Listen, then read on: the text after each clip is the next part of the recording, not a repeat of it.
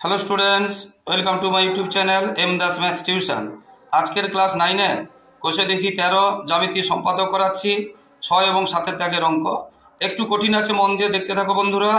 এর আগে আমরা বাকি অঙ্কগুলো করিয়ে দিয়েছি, যারা দেখোনি সেইগুলো কিন্তু তোমরা দেখে না। তো আজকের 6 দাগেরটাতে আছে একটি সমদ্বিবাহু ত্রিভুজ আঁকতে হবে, যার ভূমি দেওয়া আছে এবং সমান দুটি বাহু দেওয়া আছে। ভূমি দেওয়া আছে 5 সেমি এবং সমান দুটি বাহুর প্রত্যেকটি আছে 8 সেমি। এই ত্রিভুজের সমান ক্ষেত্রফল বিশিষ্ট একটি সামান্তরিক অঙ্কন করতে হবে, যার একটি কোণ সমান দুটি কোণের একটির সমান এবং একটি বাহু মানে অর্ধেক, যে সমান দুটি বাহু আছে তার অর্ধেক হবে। এইরকম সামান্তরিকটা আঁকতে হবে। তো কিভাবে খাতা কলমে করছি দেখো বন্ধুরা। তাহলে প্রথমে আমরা 8 সেমি এবং 5 সেমি যে মাপটা বলেছি আমরা এঁকে নিলাম। 8 সেমি সমান বাহু দুটো আর ভূমি 5 সেমি, এটা এঁকে নিলাম। নিচে একটা বড় রশ্মি থেকে আমরা কেটে নেব।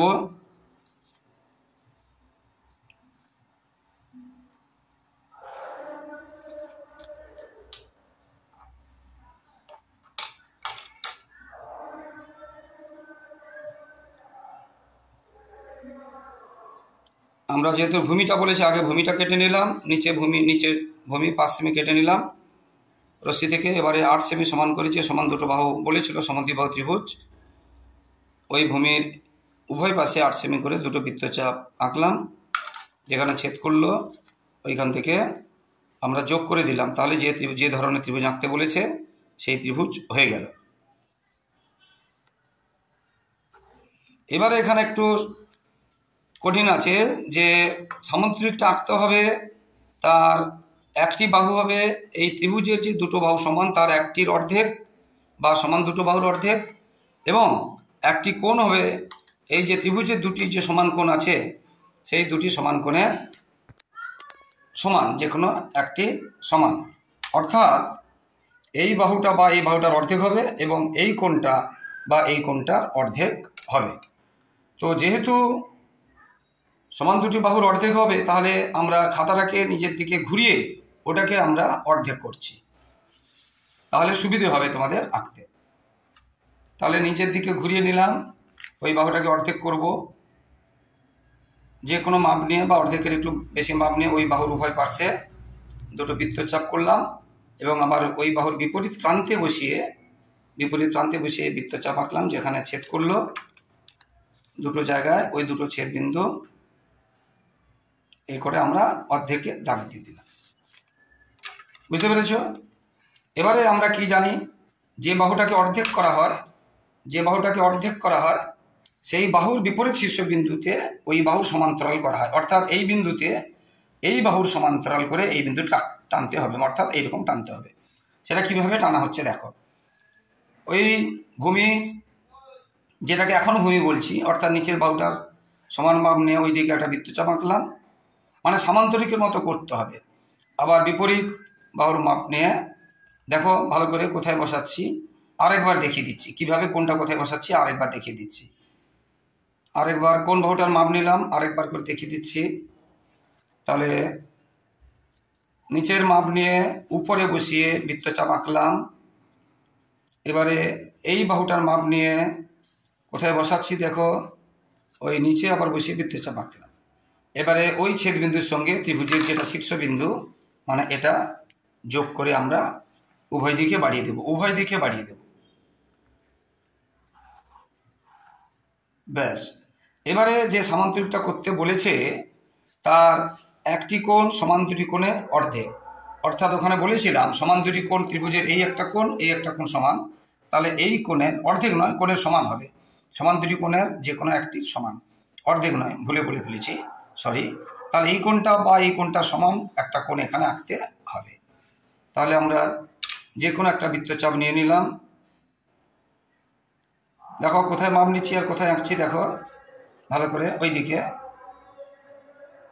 দেখে নাও ভালো করে, কোথায় মাপ নিলাম কোথায় আঁকলাম। এবারে ওই কোণের দুটোর মাপ নিয়ে নিলাম। যে দুটো মাপ নিয়ে আবার দেখো কোথায় বসিয়ে কাটা হচ্ছে, কিন্তু দেখো কোথায় বসিয়ে কাটা হচ্ছে। এবারে আমরা যেখানে কেটেছে ছেদ বিন্দু আমরা কি করব, ওই ভূমি যেটাকে অর্ধেক করেছিলাম ওইখান থেকে যোগ করে বাড়িয়ে দেব। এবারে এটা যে সমান্তর সরলরেখাকে যেখানে ছেদ করেছি ওখান থেকে নিচের অর্ধেকে সমান করে কেটে নেব, আগের যেমন করেছি। বারবার বলছি কোথায় কোনটা বসাচ্ছি তোমরা ভালো করে দেখো। যেখানে ছেদ করেছে ত্রিভুজের শীর্ষবিন্দুতে নয়, ছেদ করছে নিচের অর্ধেকটা, এবারে যোগ করে দেব, ওইটা হয়ে যাবে যে সামান্তরিক আঁকতে বলেছে সেই সামান্তরিক। তাহলে আমরা এবারে নাম দেব, যেহেতু বইতে এবিসিডির নাম দেওয়া নেই তাই আমরা নাম দেব এবিসি ত্রিভুজের একটা নাম দিলাম এ বি সি। এবারে আমরা সামান্তরিকের নাম দেব, সামান্তরিকের এখানে সামান্তরিকের নামগুলো দেব আমরা। সামান্তরিকে এখানে এটা সামান্তরিক, এখানে একটা নাম দেব আর এখানে একটা নাম দেব। তাহলে এটা এটা এটা সামান্তরিক হয়ে যাবে, এটা এটা এটা এটা এটা এটা এটাই সামান্তরিক। এগুলোতে আমরা নাম দেব। এবিসি ছাড়া অন্য নাম দেব, যেগুলো এবিসি ডি ই এফ এরকম আমরা নাম দিলাম। যে কোনো নাম যেখানে দিতে পারো, বুঝতে পেরেছো? এটা হয়ে গেল সামান্তরিক। তাহলে আমরা নিচে লিখব এবিসি ত্রিভুজের সমান ক্ষেত্রফল বিশিষ্ট সামান্তরিকটি হলো, যে সামান্তরিক নাম কি হলো, ডিবিএফই। ডিবি ভালো করে দেখো, এ বি সি ত্রিভুজের সমান ক্ষেত্রফল বিশিষ্ট এবিসি ত্রিভুজ সামান্তরিক হলো ডিবিএফই। ডিবিএফই, বুঝতে পেরেছো? তো এটাকে ই এটাকে এফ লিখলে ভালো হতো, যাই হোক জাল দিতে পারো, কোনো অসুবিধা নেই। ডিবিএফই এটা হয়ে গেল সামান্তরিক। এটা আমরা এটা ভীষণ ভীষণ কিন্তু ইম্পর্টেন্ট আছে। এরপরে সাতেরটাতে একটি সমদ্বিবাহু ত্রিভুজ অঙ্কন করি যার প্রত্যেকটি সমান বাহুর দৈর্ঘ্য 8 সেমি এবং সমান বাহু দুটির অন্তর্ভুক্ত কোণ 30 ডিগ্রি। ওই ত্রিভুজের সমান ক্ষেত্রফল বিশিষ্ট একটি আয়তক্ষেত্র অঙ্কন করতে হবে। তাহলে একটি সমদ্বিবাহু ত্রিভুজ অঙ্কন করতে বলেছে যার প্রত্যেকটি সমান বাহু 8 সেমি এবং তাদের অন্তর্ভুক্ত কোণ হচ্ছে 30 ডিগ্রি এবং ওটার আয়তক্ষেত্র অঙ্কন করতে হবে। কিভাবে আঁকা হচ্ছে দেখো বন্ধুরা।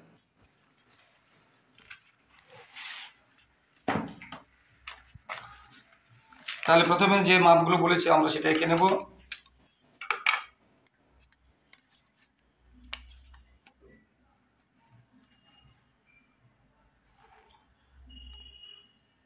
তাহলে একটা 8 সেমি এঁকে নিলাম এবং একটা আমরা চাঁদা দিয়ে 30 ডিগ্রি এঁকে নেব। চাঁদা ছাড়াও আঁকা যায়, চাঁদা দিয়ে এঁকে নিলেও ক্ষতি নেই। ভালো করে দেখো কোথায় কি বসানো হচ্ছে। আর একবার চাঁদাটা তুলে বসাচ্ছি, দেখে নাও ভালো করে। হ্যাঁ, কোনটা দিয়ে কোথায় বসাচ্ছি দেখো। 0 থেকে গোনা শুরু করতে হবে, যেখানে 30 আছে সেই সোজা একটা ডেসিমেল চিহ্ন দিয়ে এবারে আমরা যোগ করে দেবো, যেখানে 30 আছে দেখে নাও। হ্যাঁ, যোগ করে দিলাম, এটা হয়ে গেল চাঁদা দিয়ে 30 ডিগ্রি।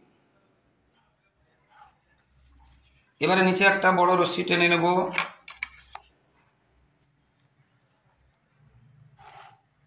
এবারে ওইখানে আমরা প্রথমে কি করব, একটা 30 ডিগ্রি সমান করে কোণ আঁকবো। এখানে যে 30 ডিগ্রি কোণ আছে সমান করে ওইখানে 30 ডিগ্রি সমান করে আমরা কোণ আঁকবো। কীভাবে কোণে সমান করে কোণ আঁকছি দেখে নাও।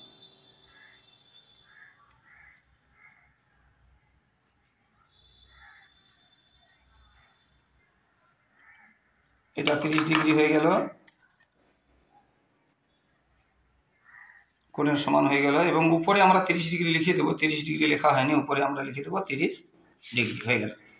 এবারে এই যে বাহুর মাপটা নিয়ে, দুটো বাহুই বলেছে সমান, সমদ্বিবাহু ত্রিভুজ, এই বাহুর মাপটা নিয়ে ওই কোণের দুই প্রান্তে কেটে নেব।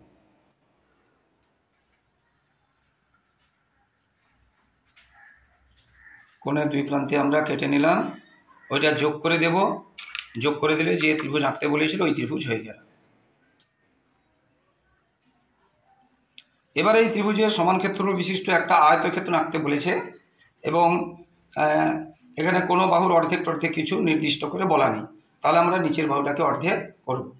তাহলে আমরা প্রথমে নিচের বাহুটাকে আমরা, এখানে আয়তক্ষেত্র করতে গেলে অর্ধেক শুধু নয়, সোজা আরও বাড়িয়ে দেবো। শুধু অর্ধেকের দাগটা নেব না, পুরো সোজা বাড়িয়ে দেব, কারণ আয়তক্ষেত্র মানে 90 ডিগ্রি হয়। তাহলে ওখানে নতুন করে আর কোণ করতে হবে না, সোজা প্রথমেই আমরা বাড়িয়ে দেবো উপর দিকে। দেখো সোজা বাড়িয়ে দিচ্ছি, একদম পুরোটার উপর দিকে টেনে দিচ্ছি, উপর দিকে মাঝখান থেকে বাহু থেকে উপর দিকে টেনে দিচ্ছি। দেখেছ? যেহেতু আয়তক্ষেত্র বলেছে, আয়তক্ষেত্র বলে উপর দিকে টেনে দেবে। আচ্ছা, তার আগে আমাদের এই সমান্তরাল করতে হতো, সেটা করা হয়নি। ভূমির সমান্তরাল করতে হতো, সেটা করা হয়নি, সেটা পরে করে দিচ্ছি। আগে করে নেওয়াটাই ভালো। যেমন আগের জ্যামিতিটা আগে করেছি, দেখে নাও কোনখানের মাপ কোথায় করা হচ্ছে, ভালো করে দেখে নাও। ব্যাস, এটা সমদ্বিবাহু যেহেতু দুটো মাপই একই হয়েছে। ব্যাস, এবারে ওই ছেদবিন্দুর সঙ্গে ত্রিভুজের শীর্ষবিন্দু যোগ করে বাড়িয়ে দেওয়া হলো উভয় দিকে বাড়িয়ে ধরে একসাথেই বাড়িয়ে দেবো। ব্যাস, এবার যেহেতু আয়তক্ষেত্র বলেছে, ওই সমদ্বিখণ্ডক, লম্ব সমদ্বিখণ্ডকটা যেখানে ছেদ করেছে ওখান থেকে ভূমির অর্ধেক, মানে যেটা অর্ধেক করা হয়েছিল, ওই মাপটা নিয়ে কেটে দেবো, মানে পুরো আগের মতো। এটা কেটে কিন্তু কোথায় বসানো হচ্ছে দেখো, ত্রিভুজের শীর্ষবিন্দুতে বসানো হচ্ছে না। এবারে যোগ করে দেবো, এটা হয়ে গেল নির্দিষ্ট আয়তক্ষেত্র। ব্যাস, এবারে আমরা নাম দিয়ে দেবো। ABC ত্রিভুজে সমান ক্ষেত্রফল বিশিষ্ট আয়তক্ষেত্রটি যেটা হবে তার নাম দিয়ে দেবো ধরো ডি। তারপরে এখানে ই, এখানে আমরা ইটা দেবো ভালোভাবে, আর এখানে এফ। তাহলে একদিকে সুবিধা, না দিলেও চলবে, ওটা কোনো ব্যাপার নয়, তবুও দেওয়া হচ্ছে। তাহলে হয়ে গেল। তাহলে কি হলো, ABC ত্রিভুজ হলো, যার বইতে বলে দিয়েছিল এই দুটো বাহু সমান 8 সেমি আর কোণটা অন্তর্ভুক্ত কোণ 30 ডিগ্রি। আর এই ত্রিভুজের সমানকোণের আয়তক্ষেত্র হলো, আয়তক্ষেত্রের সোজা বাড়ি দিতে হবে, সেটা হলো DCEF। এটা হয়ে গেল। তো বন্ধুরা, যারা আমার ইউটিউব চ্যানেলটি দেখছো সকলকে অসংখ্য ধন্যবাদ। আর যারা আমার চ্যানেলে নতুন প্রিয় ছাত্রছাত্রী এবং যারা নতুন, প্লিজ চ্যানেলকে সাবস্ক্রাইব ও শেয়ার করে একটু সাপোর্ট করো বন্ধুরা। তোমাদের জন্য লাগাতার পরিশ্রম করছি, তাই তোমাদের কাছ থেকে শুধু এইটুকু সহযোগিতা ভালোবাসা আশা করছি যে তোমরা চ্যানেলটিকে সাবস্ক্রাইব করে শেয়ার করে একটু পাশে থাকবে, একটু হেল্প করবে, আর লাইক ও কমেন্ট করতে ভুলো না। এবং তোমাদের দ্বিতীয় ইউনিটের সাজেশান উত্তর সহ দেওয়া হয়েছে, এবং কিছু ভালো ভালো স্কুলের প্রশ্ন উত্তর সহ দেওয়া হয়েছে, তাই তোমরা ফলো করো বন্ধুরা। শুধু অঙ্ক নয়, জীবনবিজ্ঞান, ভৌতবিজ্ঞান ইত্যাদি সাবজেক্টগুলো দেওয়া হয়েছে, শুধু ক্লাস 9 নয়, 5 থেকে 10 পর্যন্ত দেওয়া আছে। সবাই ভালো থাকো বন্ধুরা, সবার ভবিষ্যৎ ভালো হোক। জয় হিন্দ, বন্দে মাতরম।